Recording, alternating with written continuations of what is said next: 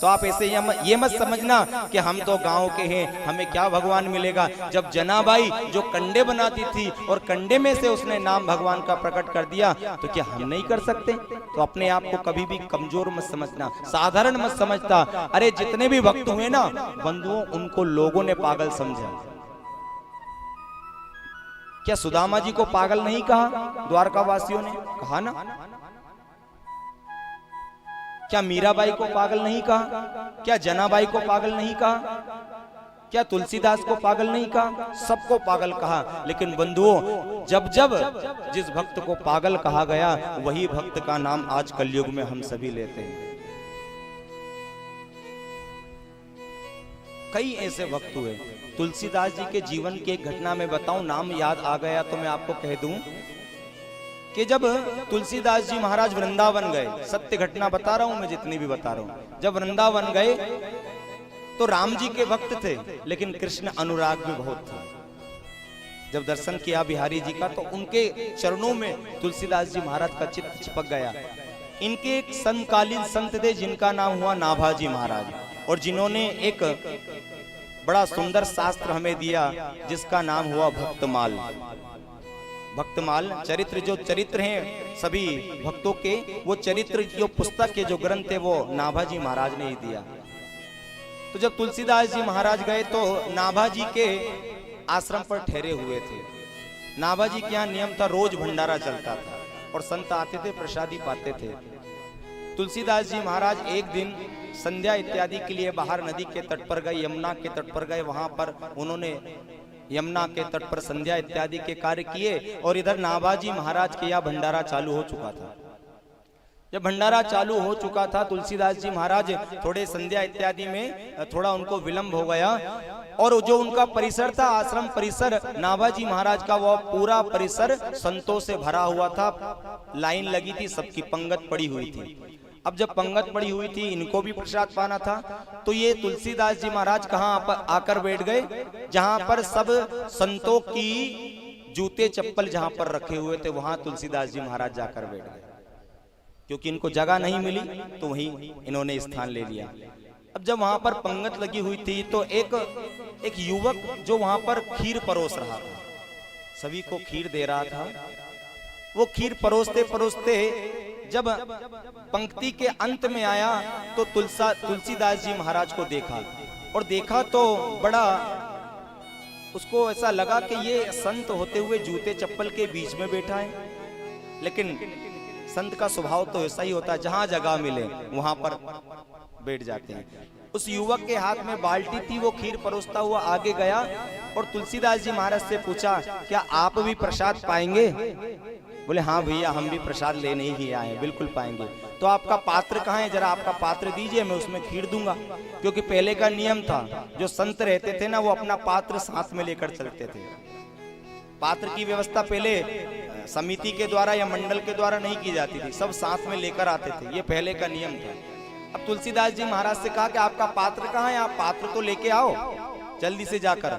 और वो ये बात कहकर वो युवक दूसरी पंक्ति में चला गया। अब वो घूमते घूमते परोसते परोसते पुनः वहीं पर आ गए जहां पर तुलसीदास जी महाराज थे। तो बाबा, क्या आपको भोजन नहीं करना? आपको प्रसाद नहीं पाना? आपका पात्र कहाँ है? लेकर आओ ना। तो देखो तुलसीदास जी महाराज ने क्या किया कि वहां से एक जूते को उठाया, जूते को उठाया और जूते को उठा करके कहा कि लाओ भैया, इसमें जरा मुझे थोड़ा प्रसाद दे दो खीर का। वो युवक कहने लगा कि बाबा पागल हो गए हो क्या? क्या जूते में कोई भोजन करता है, प्रसाद लेता है? शायद आपकी बुद्धि काम नहीं दे रही है, आप बिल्कुल पागल लग रहे हैं, ऐसा मुझे लगता है। कि नहीं भैया, अरे ये जो जूता आप देख रहे हैं ना, आपको जूता दिखाई दे रहा है, लेकिन मुझे तो इसमें जो चरण इसके अंदर रखा हुआ था पहले, उसके चरणों में जो ब्रज रज लगी हुई है ना, उस रज को मैं आज देख रहा हूं। तो ये जूता नहीं, ये तो इसमें जो रज है ना, वो साक्षात मेरे बांके बिहारी की जन्म स्थली की रज है। मुझे इसमें ही आप प्रसाद दे दो। तो तुलसीदास जी महाराज ने, बंधुओं आपको आश्चर्य होगा कि उस जूते में लेकर के और उस जूते के एक किनोर से तुलसीदास जी महाराज वो खीर पी रहे हैं। बताओ अब ये पागलपन है कि नहीं? ये सत्य घटना है तुलसीदास जी महाराज के जीवन की। जूते से उन्होंने खीर का पान किया, और जब आसपास सबको पता चला ना कि ऐसा विचित्र संत कौन है जो जूते में लेकर प्रसाद पा रहा है, और नाभाजी महाराज को पता चला, नाभाजी महाराज ने देखा कि वाह तुलसीदास जी क्या बात है, आपकी कितनी महिमा है कि आपने प्रसाद पाने के लिए ये तक नहीं देखा कि आप प्रसाद पा रहे हैं तो जूते में प्रसाद पा रहे हैं, आपने ये भी नहीं देखा। बंधुओं, इसलिए इस कथा से स्पष्ट होता है कि जो भगवान के भक्त होते हैं तो वो तो बंधुओं पागल ही होते हैं। बिगड़े दिमागों में भरे अमृत के लच्छे हैं, वो पागल कहते हैं ना कि बिगड़े दिमागों में भरे अमृत के लच्छे हैं, और हमें पागल ही रहने दो, हम पागल ही अच्छे हैं। हमें भैया समझदार नहीं बन रहा, समझदार तो बहुत है दुनिया में, ज्ञानी तो बहुत है, लेकिन भैया जो पागल होता है वही सच्चा भक्त होता है। ये कलयुग की सत्य घटना मैं आपको बता रहा हूँ। ऐसी कई घटनाएं वृंदावन में बंधुओं, ऐसी ऐसी घटनाएं हुई कि जिनको सुनकर रोम रोम खड़ा हो जाता है, रोम रोम कहता है कि क्या भगवान की उस समय पर महिमा रही होगी। वृंदावन आप जाना, वहां का कण कण, वहां की रज रज का ये प्रभाव है कि हर एक व्यक्ति जो भी जाता है उस बांके बिहारी का हो ही जाता है। अभी भी वृंदावन में भगवान के समकालीन जब भगवान आए थे, वहां की 3 चीजें तो अभी वही है जो भगवान के समय पर थी। कौन कौन सी? एक तो गिरिराज भगवान, उस समय भी थे, आज भी हैं, लेकिन आज उनका स्वरूप छोटा है। गिरिराज भगवान उस समय पे इतने बड़े थे बंधुओं, उनका शिखर इतना ऊंचा था कि दोपहर के 1 बजे मथुरा में हल्का सा अंधेरा हो जाता था, इतना बड़ा उनका शिखर था। क्योंकि सूरज पीछे आ जाता तो एक तरफ पूरा अंधेरा हो जाता था, छांव हो जाती थी। 1-1:30 बजे इतना शिखर ऊंचा था। और उसी समय की है मैया यमुना महारानी। आज यमुना का स्वरूप भले ही थोड़ा अलग हो गया हो, लेकिन बंधुओं उसे कर्म की नदी कहा जाता है। आज वही यमुना वहां पर बह रही है, एक गिरिराज भगवान, दूसरी यमुना मैया, और तीसरी क्या है किसको पता है?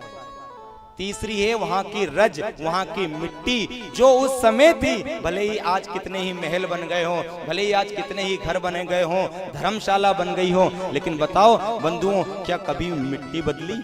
मिट्टी तो वही है जहां पर भगवान बांके बिहारी दौड़े हैं, भगवान बिहारी जी ने लीला की। ये 3 चीजें उस समय भी थी और आज भी है। कभी वृंदावन जाओ तो उस रज को मस्तक से लगा कर आना, कहीं उस रज पर भगवान के बिहारी जी के पैर पड़े हो और वही रज हमारे मस्तक पर लग जाए तो इस शरीर का भी उद्धार हो जाए। वो 3 चीजें आज भी है।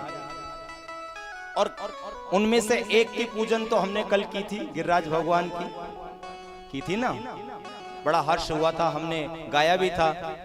गिरिराज धरन गम तुमरी शरण, तुमरी शरण बाबा तुमरी शरण, हो तुमरी शरण बाबा तुमरी शरण, गिरिराज धरन गम तुमरी शरण।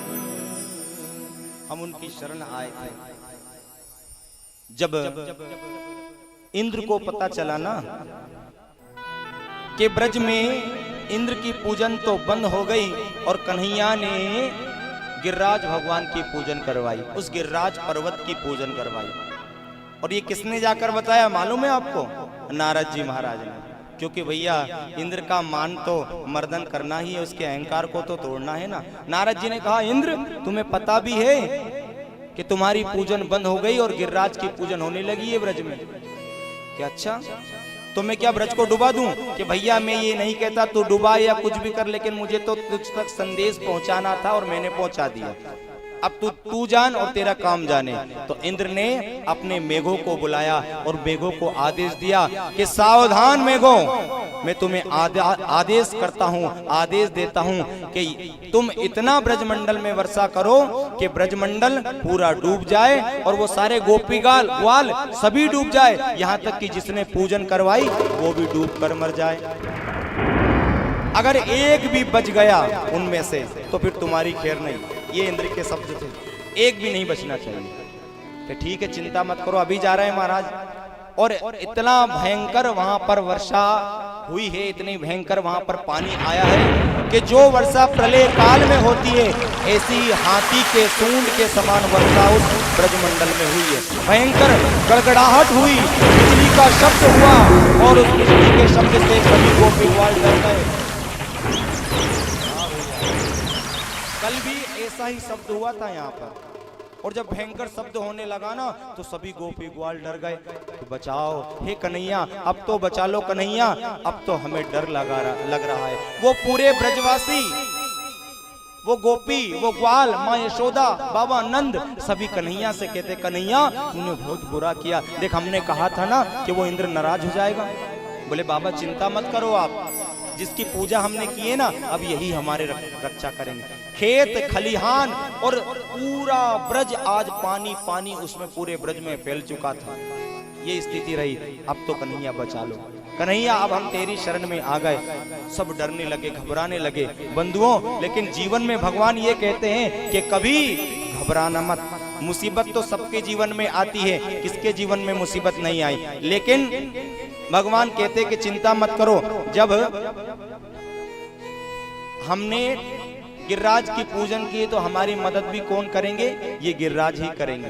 बोले ये कैसे मदद करेंगे, कि देखो अभी रुको, इनसे प्रार्थना करो। सभी से हाथ जुड़वाए हैं और कहा कि बाबा अब तो बचा लो, हम तुम्हारी शरण में आ गए, अब तो बड़ी विपदा आन पड़ी है, जल्दी से हमें आकर के बचा लो।